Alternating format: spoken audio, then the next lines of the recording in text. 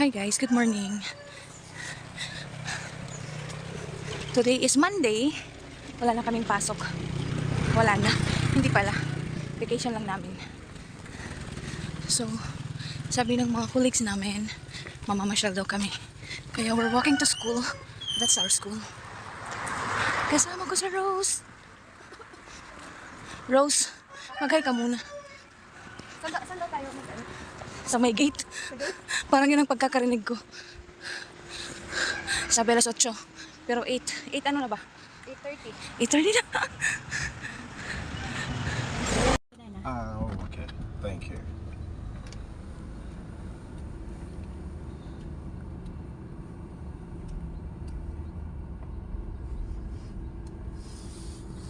So, tamang-tama lang ang dating namin dito kasi nung pumunta kami, nandyan na yung iba. Tapos, ayan, yung isang teacher is, yung isang colleagues namin is, kararating lang. So, ayan, paalis na kami.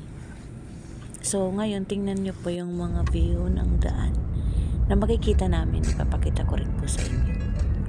Nga pala, one fact na na isa sa mga nagustuhan ko dito sa Thailand.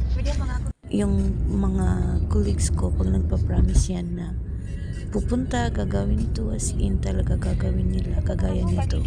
One time, nag-usap-usap lang kami nito ng isang colleagues na, teacher, gusto na yung makapunta dito sa lugar na ito. Kasi narinig namin na maganda daw, lalo ngayong Pasko.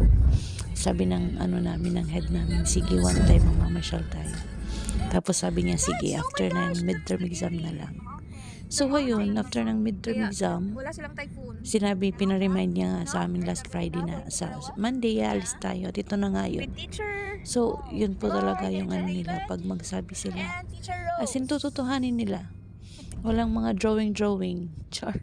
Di kagaya dyan sa Pinas, nag-drawing.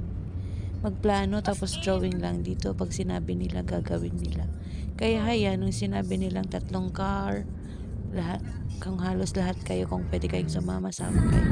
So, lahat kayo And you invited. know So, you iba can ang galing. survive. Ito talaga yung mga bagay na isa na mai-treasure mo sa ugali nila, na masasabi mo talagang totoong-totoo sila. Yun. When the hero comes in you.